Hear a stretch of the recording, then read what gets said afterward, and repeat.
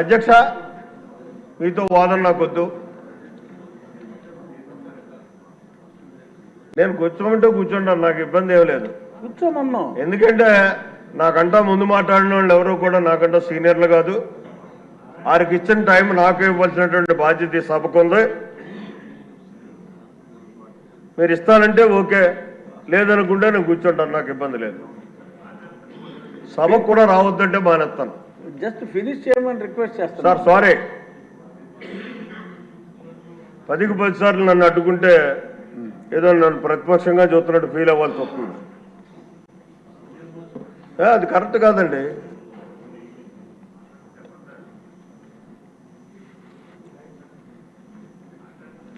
ఇక్కడ 2 వ్యవస్థలుగా పంచాయతీరాజ్ వ్యవస్థ గ్రామీణ ప్రాంతాల్లో నడుస్తున్నటువంటి పరిస్థితి ఉంది.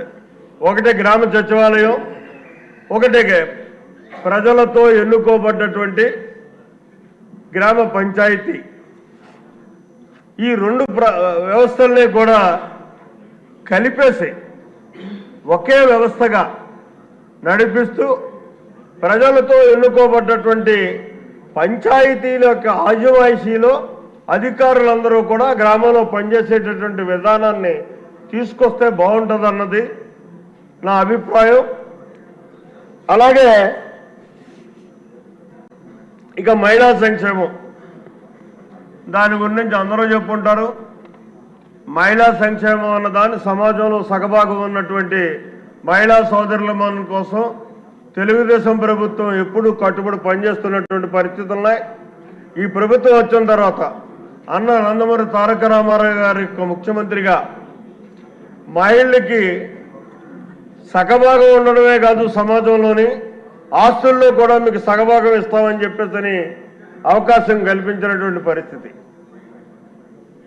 దాని మీద మరింత మెరుగులు దిద్ది చంద్రబాబు నాయుడు గారి యొక్క నాయకత్వంలో మనం డ్వాక్రా సంఘాలు అనేటటువంటి ఒక రూపకల్పన చేసి ప్రతి మహిళని ఆర్థిక పరిపుష్టి కల్పించే విధంగా, స్వేచ్ఛాయుత వాతావరణంలో వాళ్ళు జీవించేటటువంటి విధంగా చేసినటువంటి పరిస్థితి ఉంది. అందుకోసం ఈ బడ్జెట్లో చూసుకుంటే మహిళా అభివృద్ధికి శిశు సంక్షేమ శాఖ ద్వారా 4,285 కోట్ల రూపాయలు కేటాయించుకోవడం అన్నది ఇది మహిళల మీద మనకు ఉన్నటువంటి చిత్తశుద్ధిని ప్రదర్శిస్తున్నటువంటి పరిస్థితి. అలాగే పరిశ్రమలు, ఈ పరిశ్రమలు అన్నాయి. ఆంధ్రప్రదేశ్ అన్నది మేజర్గా వ్యవసాయం మీద ఆధారపడి జీవిస్తూ వస్తున్నాం ఇప్పుడు దాకా. ఇవాళ మనం పరిశ్రమలు సాధించుకోవాలనేటటువంటి ఆతృతతోటి ప్రయత్నాలు చేస్తున్నాం. నిన్న శాసనసభలో గౌరవ ముఖ్యమంత్రి గారు ప్రకటించినటువంటి పాలసీ, ఈ పారిశ్రామిక విధానాన్ని చూసినట్టయితే నేను ఎప్పుడూ కూడా వ్యవసాయదారుడిగానే జీవించాను. నాకు ఏ రకమైనటువంటి వ్యాపారాలు కానీ, వ్యవస్థలు కానీ, కాంట్రాక్టులు కానీ లేవు. కానీ నిన్న ఆ పారిశ్రామిక విధానం యొక్క సులభతరమైనటువంటి విధానాన్ని చూసినట్టయితే నాకే ఒక పరిశ్రమ పెట్టుకోవచ్చేమో, దాని మీద ఆదాయం వచ్చేటటువంటి పరిస్థితులు కనపడుతున్నాయి, ప్రభుత్వం సహకరిస్తుంది అనేటటువంటి ఆలోచన కలిగింది. అంటే భవిష్యత్తులో ఇవాళ మనం ప్రవేశపెట్టినటువంటి ఈ పాలసీ వల్ల, పారిశ్రామిక విధానం వల్ల చాలా పరిశ్రమలు రావడం అన్నది జరుగుతుందన్న దాంట్లో మాత్రం ఏమాత్రం సంకోచం లేదు. ఇది దీనివల్ల గ్రామీణ ప్రాంతాల్లో కూడా మరి పారిశ్రామిక విధానాన్ని ప్రోత్సహిస్తున్నాం కాబట్టి గ్రామీణ ప్రాంతాల్లో కూడా పారిశ్రామికవేత్తలు తయారవుతారు. రేపు మీ అందరికీ పోటీ వస్తారు.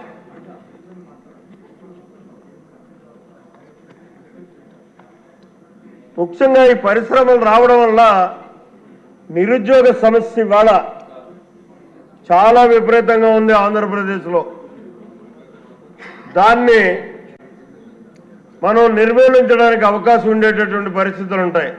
ఏదైతే మనం ఒక ధ్యేయంగా పెట్టుకున్నామో 20 లక్షల మందికి ఉద్యోగాలు ఇవ్వాలని, అది జరగడానికి మాత్రం ఈ పారిశ్రామిక విధానం చాలా తోడ్పడుతుందని చెప్పేసి నాకు నమ్మకం. అయితే దీన్ని ఒక ప్రాంతానికే పరిమితం చేయకుండా ఏదైతే చక్కని నిర్ణయం తీసుకుని ప్రతి నియోజకవర్గంలోనే పారిశ్రామిక వాడలు పెడతానంటున్నారో ఆ రకంగా పెట్టాలని, పరిశ్రమలు వచ్చేటటువంటి పరిశ్రమలు కూడా అన్ని నియోజకవర్గాలకి సమాన నిష్పత్తిలో ఆయా వాతావరణానికి అనుకూలంగా ఆ పారిశ్రామికవేత్తలను కూడా అక్కడికి మీరే నిర్దేశించి పంపించాలని ప్రత్యేకంగా నేను కోరుకుంటున్నాను. అలాగే అధ్యక్ష, మరి క్రీడా విధానం కానీ ఈ అన్నిటి మీద ఉన్న నాకు అతి కీలకమైనటువంటి అంశాలు మరి వాటన్నిటినీ కూడా చెప్పాలనుకున్నాను. అధ్యక్షుడు వారు ఎందుకో నా మీద కినుకు వహించారు. ఈ లిస్టులు పోలవరం నిర్వాసితులు ఇది చాలా ముఖ్యమైన అంశం అధ్యక్ష. దాంతో ఫినిష్ చేయండి. ఈ పోలవరం నిర్వాసితులు అన్నది చాలా దయానిక వాతావరణంలో ఇవాళ నా నియోజకవర్గం గోకవరం గ్రామానికి వచ్చి వలస వచ్చి వాళ్ళు జీవిస్తున్నటువంటి పరిస్థితి. అక్కడ సరి అయినటువంటి విధానంలో మనం ఏదైతే గత ప్రభుత్వంలో కాలనీలు ఏర్పాటు చేసామో ఆ కాలనీలే ఉన్నాయి తప్పించి మళ్ళీ మిగిలినటువంటి వ్యక్తులకి ఎవరికి కూడా ఇవాళకి కూడా రిహాబిలిటేషన్ ఇవ్వడం కానీ వాళ్ళకి నివాసయోగ్యమైనటువంటి గృహాలు నిర్మాణం చేయడం కానీ జరగలేదు గత ప్రభుత్వంలో. మరి దాన్ని మనం బాధ్యత తీసుకోవాల్సినటువంటి అవసరం ఉంది. మన గౌరవ ముఖ్యమంత్రి గారు ప్రతిపక్ష నాయకుడిగా వరదల సందర్భంలో ఆ నిర్వాసిత ప్రాంతానికి వెళ్ళినప్పుడు అక్కడ ఒక మాట ఇవ్వడం జరిగింది. ప్రాజెక్టు కింద ఉన్నటువంటి ప్రాజెక్టు కింద లబ్ధి పొందేటటువంటి వ్యవసాయదారుడు ఎంత ఆనందంగా ఉంటాడో పోలవరం పూర్తయిన తర్వాత అంతే ఆనందంగా ఈ నిర్వాసితులు కూడా ఉండే విధంగా నేను నిర్ణయం తీసుకుంటాను రాబోయే మన ప్రభుత్వంలో అని చెప్పేసి ఒక బహిరంగ సభలో అక్కడ మాట ఇవ్వడం జరిగింది. దాని మీద ఈ రిహాబిలిటేషన్ మీద కానీ మరి అలాగే కాంపన్సేషన్ ఇచ్చేటటువంటి పరిస్థితి మీద కానీ త్వరితగతిన నిర్ణయం తీసుకుని పోలవరం ప్రాజెక్టు నిర్మాణానికి ఎంత శ్రద్ధ తీసుకుంటున్నామో మనం అదే రకంగా ఆ నిర్వాసితులని పరిరక్షించడానికి కూడా అంతే శ్రద్ధ తీసుకోవాలని చెప్పేసి నేను ప్రత్యేకంగా కోరుకుంటున్నాను. ఇక నా నియోజకవర్గంలో చంద్రబాబు నాయుడు గారు ఎంతో ఆలోచనతోటి నేను కోరిన మేరకు ఒక పుష్కర లిఫ్ట్ ఇరిగేషన్ అని చెప్పేసి గోదావరి నుంచి ఇవ్వడం జరిగింది. 1,80,000 ఎకరాల ఆయకట్టుకు సంబంధించి ఆ లిఫ్ట్ ఇరిగేషన్ 4 నియోజకవర్గాలకు పనికొచ్చేది. అందులో తాళ్ళూరు లిఫ్ట్ అని ప్రత్యేకంగా నా నియోజకవర్గానికి సంబంధించి 63,000 ఎకరాలు. ఆ 63,000 ఎకరాల్లోనే 31,000 ఎకరం ఒక లిఫ్ట్ పైప్ లైన్ మొత్తం లేచిపోవడం వల్ల గత 5 సంవత్సరాలు కూడా 30,000 ఎకరాలు కూడా పంట పండనటువంటి పరిస్థితి ఉంది. కాబట్టి దయించి దాని మీద ప్రత్యేక శ్రద్ధ పెట్టి ఈ తాళ్ళూరు లిఫ్ట్ అన్న దానికి ఇవాళ ప్రభుత్వం యొక్క ఆర్థిక స్థితిగతులు నాకు తెలుసు. దాని మీద ప్రభుత్వం మీద భారం వేయాలనేటటువంటి ఆలోచన లేదు. ప్రభుత్వ భరోసాతోటి ఆ లిఫ్ట్ని చేసుకోవడానికి అవకాశం ఉంది. దయించి దాన్ని సభ దృష్టికి తెస్తున్నాను. సార్ 4 గంటల దాకా నడపండి సార్, ఏం పోయింది? దేవరి గారు ఇప్పుడు కేశవ్ గారు 10 నిమిషాల్లో అది కాదు, నాకు తర్వాత ముఖ్యమంత్రి గారు మాట్లాడి ఢిల్లీ వెళ్ళాలి. ఈ సమస్య చాలా పెద్దది. నాకు 30,000 ఎకరం పంట 5 సంవత్సరాలు పెట్టి లేకుండా పోయింది. ఇంకా వారం రోజులు గత 5 సంవత్సరాలు. ఇప్పుడు మళ్ళీ కూడా ఈ సంవత్సరం లక్కీగా వర్షాలు బాగున్నాయి కాబట్టి 30,000 ఎకరాలు పండుతుంది. నేను మీకు చెప్పేది ఆర్థిక భారం చెప్తాలే.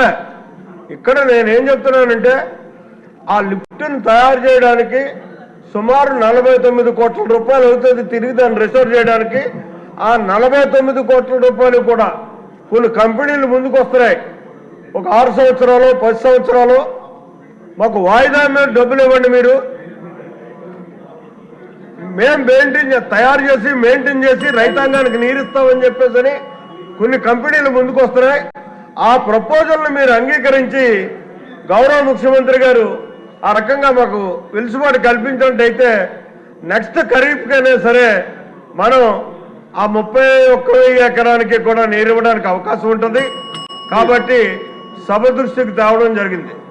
అంతేకాకుండా చంద్రబాబు నాయుడు గారి యొక్క సువర్ణాస్త్రాలతోటి మల్లవరం ఎత్తిపోతల పథకం అని చెప్పి 130 కోట్ల రూపాయలతోటి పథకాన్ని శంకుస్థాపన చేయడం ప్రారంభించడం. సభ నిర్వహించలేను, దయచేసి కూర్చోండి సార్. కష్టం ఇలా అయితే కష్టం, అర్థం చేసుకోండి. ఒక పక్క సభ్యులందరూ చేతులెత్తి మాట్లాడుతూ ఉంటే అర్థం చేసుకోవాలి. మీరంటే ఎనలేని గౌరవం ఉంది సార్. నా విమర్శ కాదు సార్, ఒక సభలో అందరికీ మాట్లాడే అవకాశం ఉండాలి. 20 నిమిషాలు అయింది, 20 నిమిషాలు అయింది సార్. ఇంకా కేశవ్ గారు 10 నిమిషాల్లో మొదలు పెట్టాలి. ఇంకా ముగ్గురు కన్నా అవకాశం ఇవ్వాలి. ఏం చేయాలి? గౌరవ ముఖ్యమంత్రి చంద్రబాబు నాయుడు గారు గతంలో శంకుస్థాపన చేశారు. 17% పనులు చేయడం జరిగింది. దీన్ని కేవలం చంద్రబాబు నాయుడు గారు శాంక్షన్ ఇచ్చాడు. తెలుగుదేశానికి ఒక బ్రాండ్ వస్తుంది అనేటటువంటి దురాలోచనతో గత ప్రభుత్వం దాన్ని నిలుపుదల చేసింది. ఇవాళ దాన్ని మళ్ళీ అది శాంక్షన్ అయినటువంటి కార్యక్రమం మీరు ప్రత్యేకించి ఇవాళ డబ్బులు ఏం కేటాయించక్కర్లేదు. దానికి ఆ పని మొదలు పెట్టించండి అని చెప్పేసి రిక్వెస్ట్ చేస్తూ, అలాగే ఇసుక పాలసీ, ఈ ఇసుక పాలసీ వల్ల ప్రస్తుతం జరుగుతున్నటువంటి విధానంలో మనకి ప్రభుత్వానికి మాత్రం అంత మంచిగా లేదు. కాబట్టి దయించి దాని మీద పునరాలోచన చేయాలి. అధికారుల జోక్యం తగ్గించాలి. ఏదైతే గత పూర్వ విధానంలో ఎవరికి అవసరం ఉంటే వాడు వెళ్ళి ఇసుక తెచ్చుకునేటటువంటి విధానం ఉండేదో అదే విధానంతో మనం వదిలేసినట్టయితే పై ప్రాంతాలు పై రాష్ట్రాలకు పోకుండా నిరోధించగలిగి ఫ్రీగా ఆళ్లే వెళ్ళి తెచ్చుకునేలాగా, ఆళ్లే తవ్వుకునేలాగా, ఆళ్లే ట్రాన్స్పోర్ట్ చేసుకునేలాగా చేసినట్టయితే ఇసుక వల్ల మనకు మంచి వచ్చేటటువంటి పరిస్థితి ఉంటుంది అన్నది నా ఆలోచన. దాని మీద దృష్టి పెట్టమని చెప్పేసి వినయపూర్వకంగా కోరుకుంటూ, ఇక మట్టి ఇంకొద్ది సార్, ఏ ట్యాక్స్ దయచేసి కూర్చోండి. ఇంకా లాభం లేదు. I have to use my description. I'm sorry sir. Reddappa గారు, మాధవి స్టార్ట్ చేయమ్మా.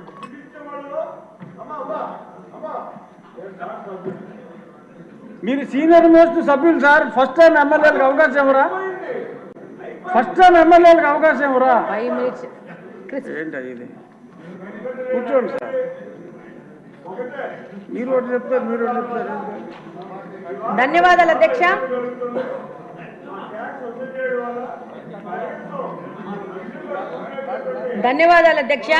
ఈ అవకాశం నాకు ఇచ్చినందుకు.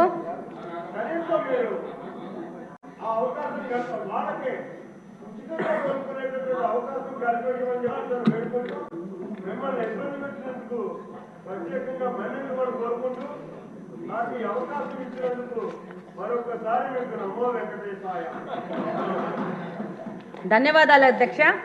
ఈరోజు ఈ బడ్జెట్ సందర్భంగా ఈ అవకాశం ఇచ్చినందుకు వెనుకబడిన